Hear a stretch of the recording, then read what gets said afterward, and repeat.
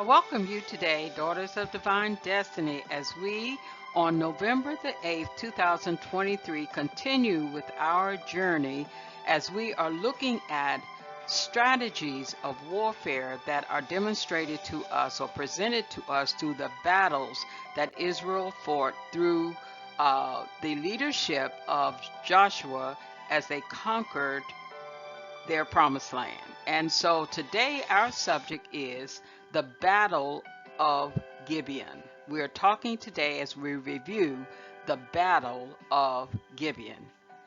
Let us continue.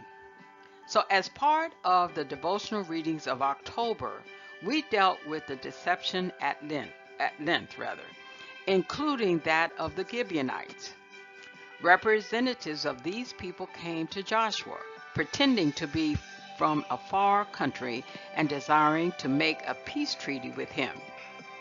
Without seeking God, Joshua agreed, only to learn later that the Gibeonites were actually Canaanites who lived nearby. Despite the deception of the Gibeonites, the Israelites honored their commitment to them as allies, following the biblical principle of keeping their promises, according to Psalms chapter 15 and verse 4. Sometime later, a coalition of Amorite kings were planning an attack on Gibeon. The Gibeonites asked for help, and Israel came to their aid. The battle is recorded in Joshua chapter 10. Prior to the battle, the Lord said to Joshua, "Fear them not, for I have delivered them into thine hand. There shall not a man of them stand before thee." Joshua chapter 10, verse 8. As Joshua, our strength in spiritual battles comes from knowing God is on our side. Have you noticed how often God says, "Fear not," to Joshua? It was not that Joshua was weak, fearful, but rather that God knows fear is our most common response to in the face of the enemy. In verse 10, we read that it was the Lord who defeated the enemy for Israel. The Israelite warriors pursued the enemy, and as they fled, God sent great hailstones from heaven that fell on them. More died from the hailstones than were killed by Israel in battle. As the battle raged, Joshua commanded that the sun and the moon stand still until the victory could be won.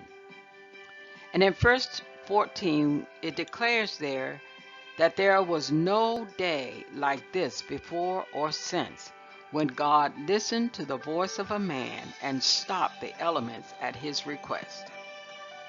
The amazing truth evident in this account is that God will do whatever necessary to deliver his people, even something that has never been done before, and even though he may never do it again.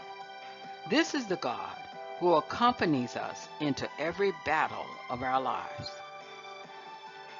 The other great truth from this account emerges in considering how Israel dealt with the kings of the enemy coalition. As the battle raged, the 5 kings of the enemy nations took refuge in a cave. Joshua told the Israelite warriors to roll a stone across the mouth of the cave and trap them. Then Israel continued battling until the enemy was totally eliminated. When the army returned to the cave, Joshua said, "Open the mouth of the cave and bring out those 5 kings." The soldiers obeyed, and Joshua told them to come near and put their feet upon the necks of the kings.